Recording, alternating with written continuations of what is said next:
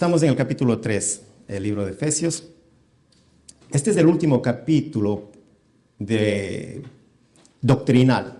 Esta carta se divide en dos partes, 3 capítulos doctrinales y 3 aplicativos. Ponga mucha atención a esta enseñanza. No vamos a hacerlo todo el capítulo. Tenemos 7 versículos para esta tarde. Versículo 1.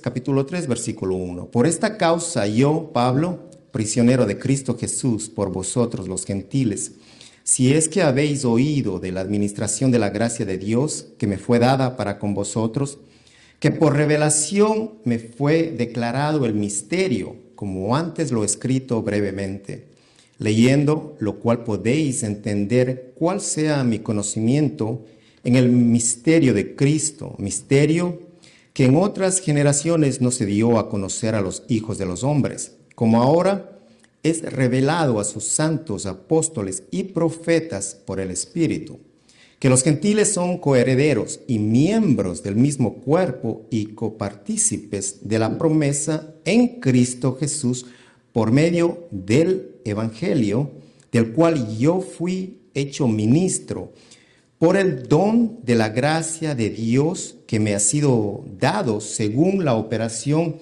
de su poder. Bendita es la palabra de nuestro Dios. Revelación divina, el título del mensaje de esta tarde. Hoy, domingo, 19 de junio, Día del Padre. Estamos contentos. Hoy es el Día del Padre, pero también este día, 19 de junio, ha sido declarado como un día festivo nacional con un propósito para recordar la abolición de la esclavitud en los Estados Unidos. El 19 de junio en 1866, esa fue la fecha en la cual se celebró por primera vez la liberación de los últimos esclavos en el puerto de Galveston, en Texas. Ahora, al escuchar esta palabra esclavos, pensamos en abuso, pensamos en violencia, hombres sin derechos, sin privilegios, sujetos a servidumbre. Y la esclavitud que se practicaba en 1866 no es la misma que se practicaba en la época del apóstol Pablo. La civilización romana en aquel entonces se basaba en la esclavitud y la economía imperial dependía de los esclavos para la ejecución de labores básicas. Desempeñaban todo tipo de trabajo. Eran maestros, eran médicos, eran arquitectos, eran músicos, eran escritores, eran capitanes de barco. Ellos estaban en distintas funciones. Su vida estaba a la disposición de su propietario y no tenían una identidad legal. Es en este contexto en el que Pablo se considera esclavo de Cristo y es un recordatorio para sus lectores sobre su identidad, la identidad de este apóstol Pablo. Y por esta razón, él también dice que ya no vive más él, que él vive, que no es su vida, que vive para Cristo, que no son sus planes, que no se trata de él, se trata de la voluntad de Dios. Y lo escribe a los Gálatas en el capítulo 2, versículo 20. He sido crucificado con Cristo y ya no vivo yo, sino que Cristo vive en mí. Ahora en esta carta a los Efesios, Pablo se describe, Pablo, como un prisionero de Cristo Jesús, por vosotros los gentiles. Nos lleva al primer punto, la esclavitud y su objetivo. Podemos ver 2 tipos de esclavos. Pablo, esclavo de Cristo, un esclavo de Cristo, un esclavo por gracia, para salvación y vida eterna. Y quiero que ponga atención a estos puntos. Si puede anotar, anótelos. Muy importante. Esclavo de Cristo, por gracia, para salvación y para vida eterna. Los esclavos de Cristo. Ahora, hay esclavos de Satanás.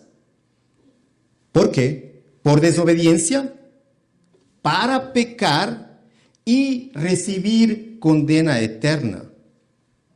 ¿Esclavos de Cristo o esclavos de Satanás? Y este punto es muy importante para poder entender el mensaje de Pablo y para poder mirar cada aplicación en nuestras vidas.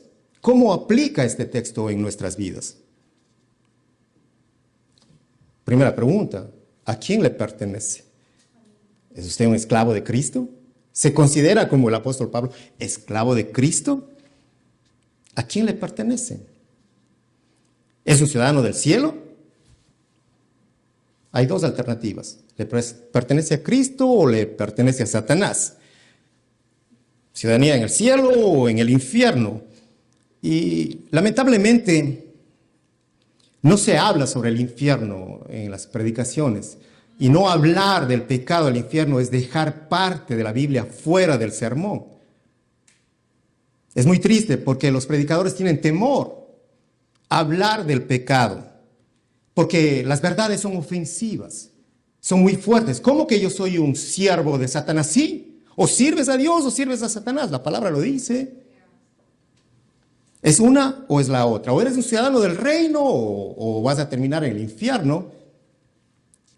Es ofensivo para muchos, pero nosotros no estamos aquí como predicadores. Yo como predicador, como un siervo de Dios, no estoy para agradarle a usted, sino para compartir las verdades de la palabra de Dios, para que su vida sea edificada.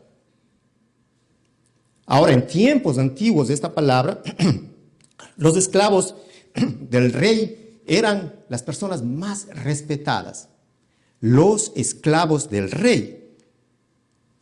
¿Y nosotros a quién le pertenecemos? ¿Quién es nuestro rey? Nuestro rey es el rey de reyes, es Dios. Somos sus esclavos. Somos sus esclavos, pero no solamente somos esclavos, además de eso somos sus hijos, somos ciudadanos y Él nos acoge a su casa, nos hace miembros de su propia familia, dice Pablo. Nos hace ciudadanos de su reino. Y no solamente eso, no simplemente el Señor nos ha rescatado.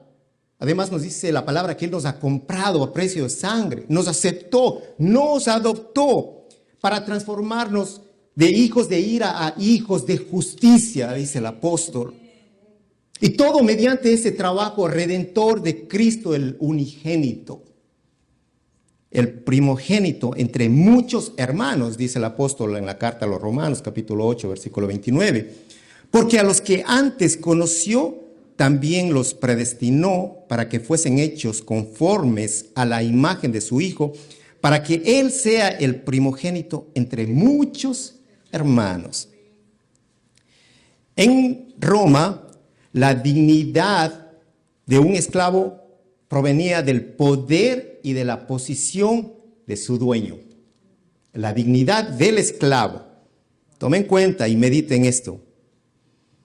¿Cuál es el poder que tiene su amo? ¿A quién le pertenece? ¿Cuál es el poder, la posición que tiene su dueño? Mi dueño está en los cielos. Mi dueño es el Dios Altísimo, Todopoderoso, el dueño de todo. Él es mi dueño. Soy esclavo de Dios. Entonces, ¿cómo nos vemos nosotros?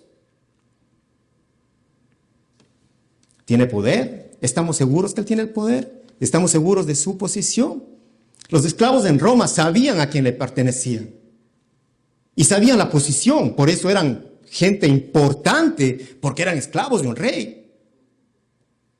Caminemos como hijos de Dios, dignos de ser llamados hijos de Dios. Y no solamente Él es su dueño, no solamente es el dueño, Él es su Padre, Él es nuestro Padre.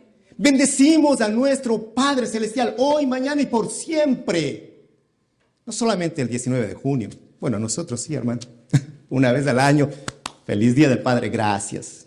Gracias por ese amor infinito que nos tienen. Gracias, hijos, gracias, hermanos, gracias. Bueno, por lo menos un día, hermano. Pero a Dios celebramos cada día, cada momento, cada oportunidad de nuestras vidas. Gracias, Padre Celestial. Bendito seas, porque no solamente eres el dueño, eres el Padre. Y además de eso, no es el Padre cualquiera. No es el Padre común y corriente como nosotros. Él es perfecto, hermanos. Él es perfecto. ¿Y cómo nos trata? Él nos trata como lo hace con su Hijo amado. De la misma manera, con ese amor infinito. Qué maravilloso nuestro Dios. Él le da lo mejor a su Hijo y también lo hará lo mismo para aquellos que estén en su Hijo, Cristo Jesús. Y por eso nosotros recordamos siempre las palabras de Pablo en la carta a los Romanos 8:28. Sabemos que a los que aman a Dios todas las cosas les ayudan a bien. Esto es, a los que conforme a su propósito son llamados. Todo lo que sucede en su vida es para su bien, hermano. Si usted ama a Dios, todo, porque todo Dios lo permite con un propósito y Él es perfecto. La esclavitud del legalismo judaico se rompió por medio de la adopción de la gracia. Dice Pablo en los Romanos 8:14 al 17, porque todos los que son guiados por el Espíritu de Dios, estos son hijos de Dios. Pues no habéis recibido el espíritu de esclavitud para estar otra vez en temor, sino que habéis recibido el espíritu de adopción, por el cual clamamos, Abba Padre. Bendito sea nuestro Dios. Abba Padre, tú que estás en los cielos y reinas por la eternidad. Abba Padre. Y el Espíritu mismo da testimonio a nuestro espíritu de que somos hijos de Dios. Y si hijos, también herederos, herederos de Dios y coherederos con Cristo. Y si es que padecemos juntamente con Él, para que juntamente con Él seamos glorificados. Dios paga de una manera distinta, hermanos. Él gratifica de una manera distinta al pecado. Dice un escritor muy conocido, el pecado paga a sus siervos salarios de muerte. ¿Cómo paga el pecado? Salarios de muerte. Dios, en su gracia, da vida eterna en Cristo, como una dádiva gratuita. Vida eterna, libres del pecado, para vivir como Dios quiere que vivamos. Conforme a su voluntad, que vivamos en verdad, en santidad, en obediencia y gozo. Obedecemos con gozo. Nos separamos para Él con gozo. Hablamos la verdad con gozo. Y de todos los amos, le cuento algo. Dice MacArthur en uno de sus libros, el pecado es el más cruel. Bendito Dios que ya no somos esclavos del pecado. El pecado es el más cruel de todos los amos e injusto. Su carga es pesada. Atrapa a sus esclavos en la oscuridad, en la muerte, desvía, engaña, destruye.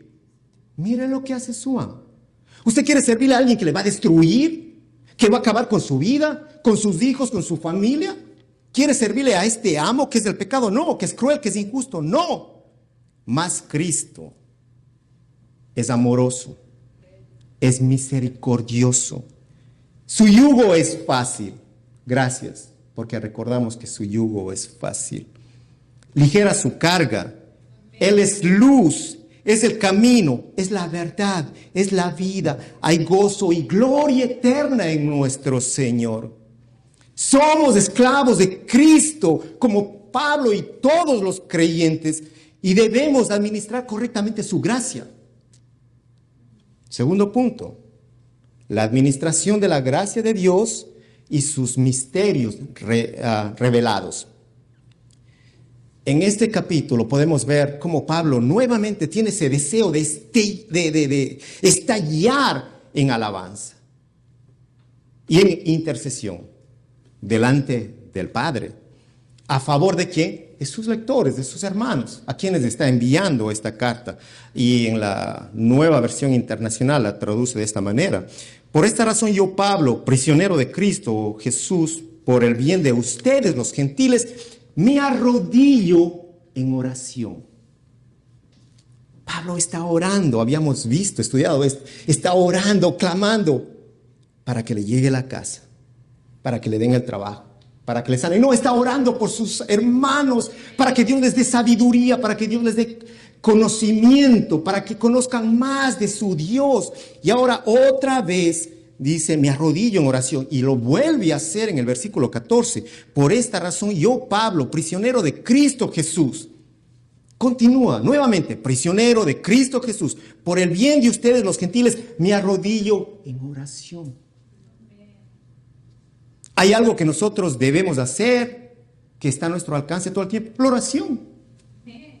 Caiga de rodillas, hermano, y clame a su Dios, al Dios Todopoderoso, a su Padre Celestial.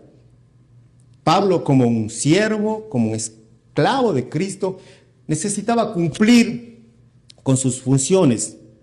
Y entre ellas estaba esta, la mayordomía, la administración de su gracia, mediante la proclamación de su nombre y de sus obras, dice en el versículo 2. Si es que habéis oído de la administración de la gracia de Dios.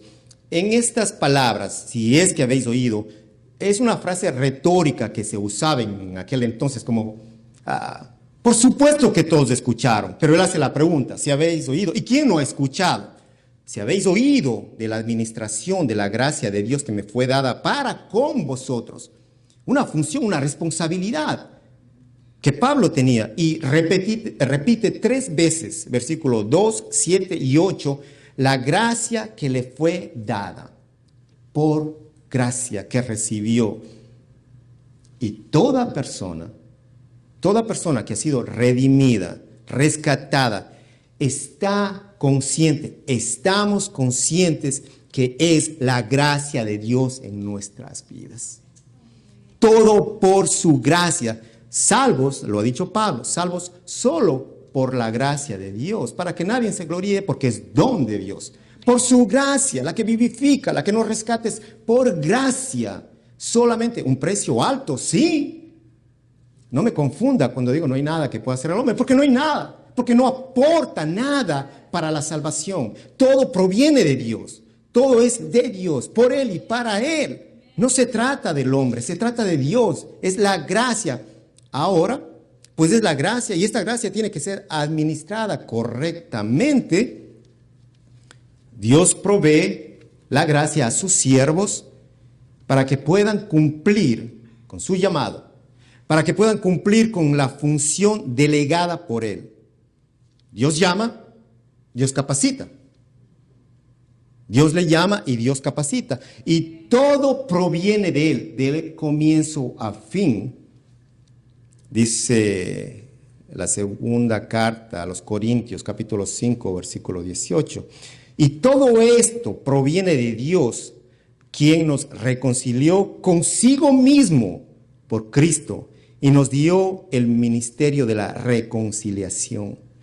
Ahora, junto con esta administración está una revelación de un misterio, la revelación del misterio en Cristo. El versículo 3 y 4 dice que por revelación me fue declarado el misterio, como antes lo he escrito brevemente. Pablo ya habló de esto en el capítulo 1, una parte, versículo 4. Leyendo lo cual podéis entender cuál sea mi conocimiento en el misterio de Cristo.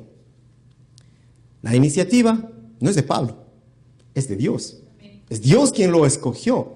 Es Dios quien lo llama a ministrar esta revelación. Ahora es Dios quien desea en este momento revelar sus secretos que estaban guardados. Pues esta parte del misterio, nuevamente, lo vemos es en el capítulo 1 y el versículo 9. que Pablo habla una parte sobre el misterio de Dios, pero aquí él ya lo describe muy claramente en los versículos 5 y 6.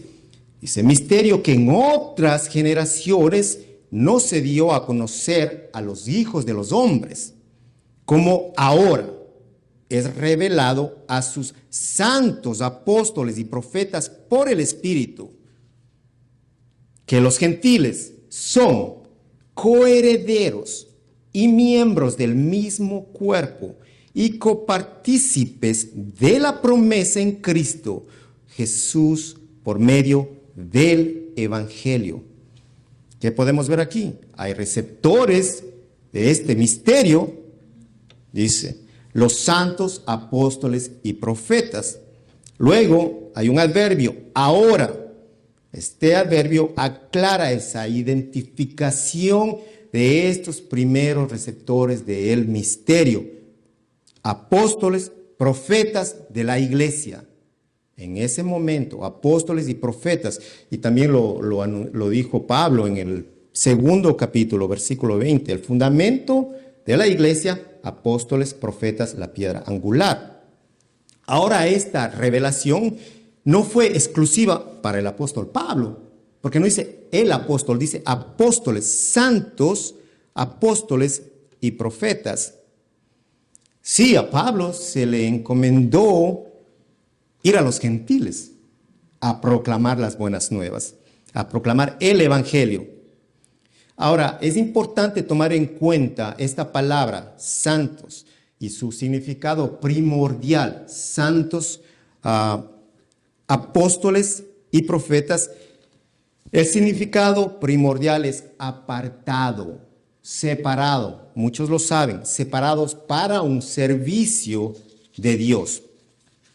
También hay beneficiarios de este misterio, pues acabamos de ver receptores, los santos, apóstoles y profetas. Ahora vemos los beneficiarios del misterio. ¿Quiénes? Los gentiles. Dice, por su causa, por los gentiles. Y Dios había ya anunciado la bendición para ellos de este llamado a Abraham. En Génesis 12, y me gustaría leerles, Génesis 12, se va a sus Biblias, porque posiblemente muchos no han escuchado. Yo sé que muchos sí han escuchado, pero les voy a leer Génesis 12, 1 al 3. Pero Jehová había dicho a Abraham, vete de tu tierra y de tu parentela y de la casa de tu padre a la tierra que te mostraré, y haré de ti una nación grande, y te bendeciré y engrandeceré tu nombre, y serás bendición. Bendeciré a los que te bendijeren, y a los que te maldijeren, maldeciré, y serán benditas en ti todas las familias de la tierra. Ya estaba ahí una promesa. Ahora Pablo lo dice en su carta a los romanos en el capítulo 15, versículo 9 al 12. Y para que los gentiles glorifiquen a Dios por su misericordia, como está escrito, por tanto yo te confesaré entre los gentiles y cantaré a tu nombre. Y otra vez dice, alegraos gentiles con su pueblo. Y otra vez, alabad al Señor todos los gentiles y magnificadle todos los pueblos.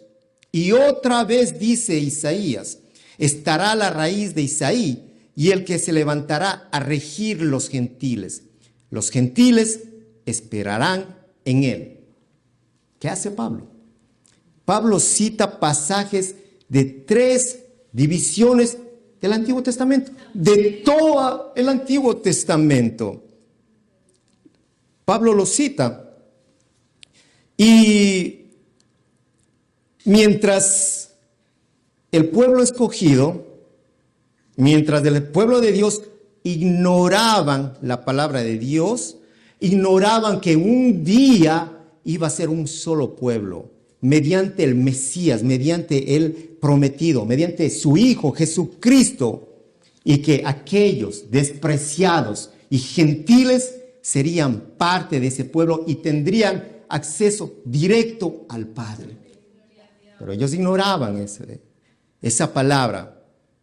Y este misterio, Pablo nos presenta en 3 partes. Primero, los gentiles, que ahora son coherederos con los judíos, con el pueblo escogido. Coherederos.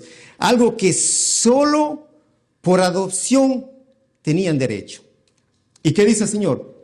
Que los ha adoptado, que ya no son extranjeros, advenedizos, extraños en otras palabras, perros. No, ahora son adoptados, ahora son hijos de Dios y ahora tienen los mismos derechos. Segundo, lo resume como miembros del mismo cuerpo. Estamos hablando de este misterio. Primero, coherederos con los judíos, luego miembros del mismo cuerpo y tercero, copartícipes de la promesa en Cristo por medio del Evangelio. Ahora, si usted escucha y pone atención a esta frase, a esta oración, hace eco las enseñanzas anteriores de Pablo acerca de las promesas divinas a Abraham y a sus descendientes espirituales. Pues leímos en Génesis, en Gálatas 3:29, dice, y si vosotros sois de Cristo, ciertamente linaje de Abraham sois. Y herederos según la promesa. ¿Cuál promesa? La promesa que ya lo había dado. Y Gálatas 4:28. Así que, hermanos, nosotros, como Isaac, somos hijos de la promesa. Maravilloso Dios, hijos de la promesa. Ahora este misterio, mire este misterio, no iba a estar oculto. No iba a estar oculto, ni iba a estar en secreto. ¿Recuerdan el pueblo escogido de Dios, su templo, al cual solamente podían acudir los judíos, gentiles? No podían entrar. Había un lugar para cada grupo, pero los gentiles no podían estar ni en el atrio. Mucho menos escuchar lo que estaban hablando. Los gentiles podían escuchar las promesas de Dios. No, ellos no podían entrar al templo a escuchar. Todo estaba dentro, estaba como un secreto entre ellos. Pero ahora este misterio no iba a estar oculto, no iba a estar en secreto, sino que debía proclamarse. ¿Desde dónde? En este tiempo le dice a Pablo, desde las azoteas. Leamos Mateo 10:27. Lo que les digo en la oscuridad, díganlo ustedes a plena luz. Lo que se les susurra al oído, proclámenlo desde las azoteas.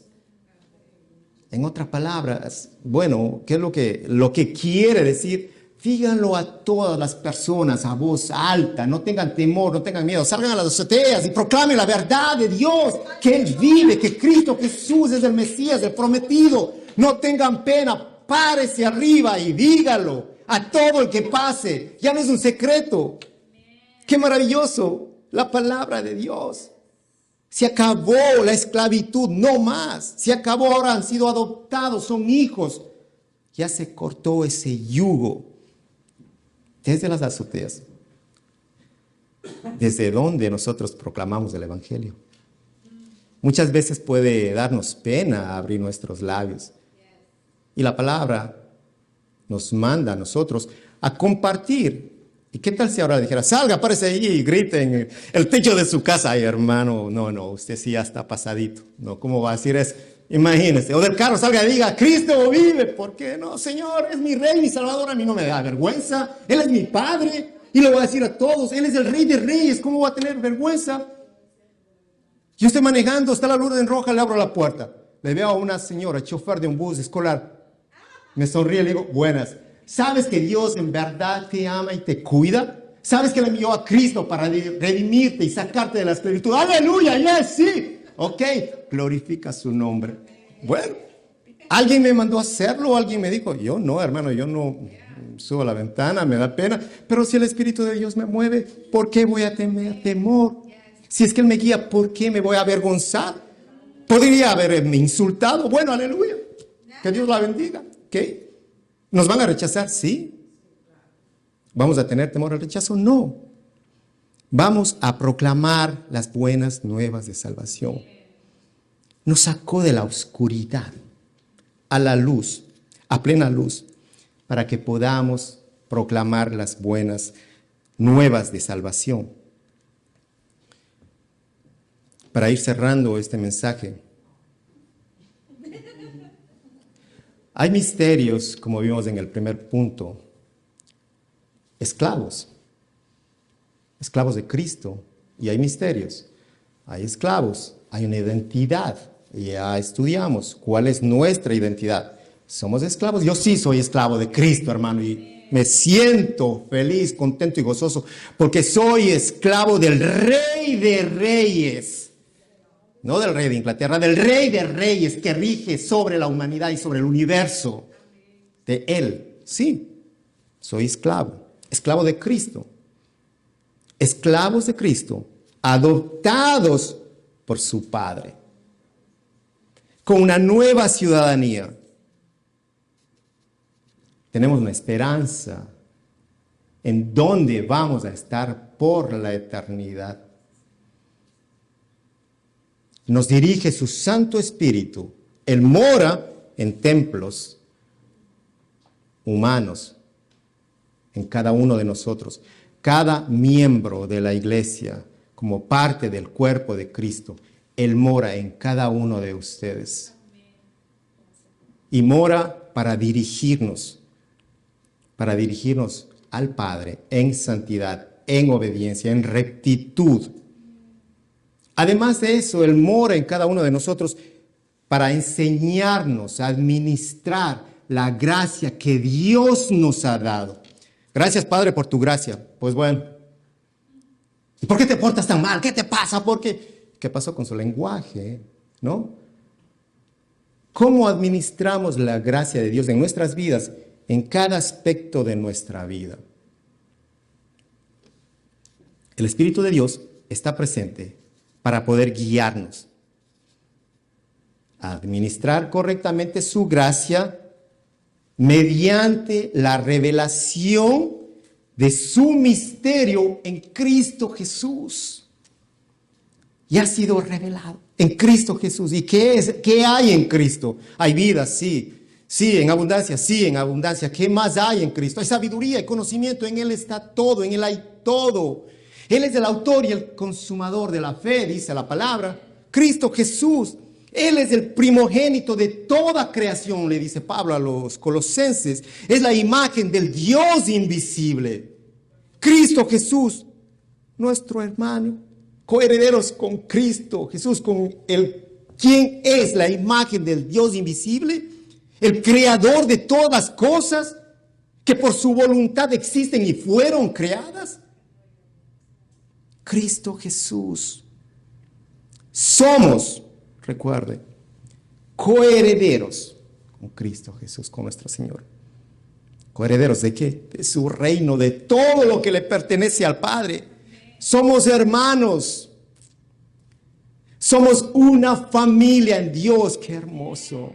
Y eso trae gozo en nuestras vidas, cada semana, cada oportunidad. Y un día, en su voluntad, nos inclinaremos en su presencia, frente a frente con Él, como sus esclavos y como ciudadanos que le serviremos y reinaremos con Él por la eternidad. Y el apóstol Juan enfatizó esta realidad para todo creyente. Cierro con estos versículos de Apocalipsis 23, 3 y 4. Y no habrá más maldición, y el trono de Dios y del Cordero estará en ella, y sus siervos le servirán, y verán su rostro, y su nombre estará en sus frentes. No habrá allí más noche, y no tienen necesidad de luz de lámpara, ni de luz del sol, porque Dios el Señor los iluminará, y reinarán por los siglos de los siglos. Amén. Bendita es la palabra de nuestro Señor. Una aplicación para este mensaje. Si usted se considera un esclavo de Cristo, viva para Cristo. Viva para Cristo. ¿Necesito explicarlo? En verdad no, hermano. Viva para Cristo, viva su verdad, busque más santidad, sea obediente y que el gozo no se aparte de su vida. Manténganse en ese primer amor. No importa, hermano, 10, 20, 30 años. Manténganse en ese primer amor. Recuerde sus amoríos con Cristo y regrese a ellos. Amén. Vamos a orar. Les invito a los hermanos. Vamos cerrando con una oración. Padre amado, te damos gracias a ti. Señor, gracias. Tú eres el Padre perfecto, bueno. Tú eres el Padre celestial. Y te damos gracias por escogernos, por adoptarnos como tus hijos, Señor. Padre, gracias por recordarnos una vez más quiénes somos y quién tú eres. Gracias por tu infinito amor, Padre. Gracias. Nos sentimos contentos, orgullosos de ser esclavos de tu Hijo, Cristo Jesús. Y te damos gracias por enseñarnos a administrar su gracia y a poder conocer esos misterios que han sido revelados. Te damos gracias, Padre. Señor, que este día tu bendición esté sobre mis hermanos. Señor, sobre los padres. Bendícelos a cada padre de esta iglesia y de tu iglesia en general. Señor, dales más, que sean hombres separados para ti, que sean hombres santos, que buscan agradarte a ti. Señor, bendícelos, dales el conocimiento y la sabiduría para que puedan instruir a sus hijos. Ayúdales a ser un ejemplo para sus hijos, que sus hijos puedan ver el reflejo de Cristo en cada hombre de esta iglesia. Señor, oro por ellos, te clamo por sus vidas. Obra en la vida de mis hermanos, de los padres y de los solteros, Señor. Te doy gracias por este grupo de alabanza. Te doy gracias por cada servidor en esta iglesia. Señor, te pido que tú bendigas sus vidas.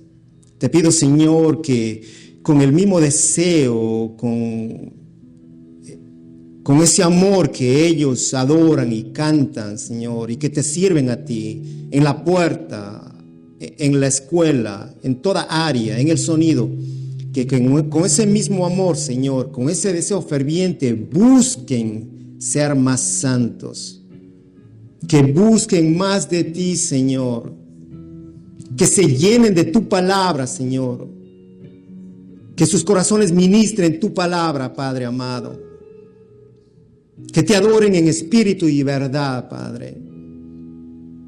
Que brillen con tu luz, Señor, con la luz de santidad, de humildad, para la gloria del Padre. En el nombre de Jesús. Amén.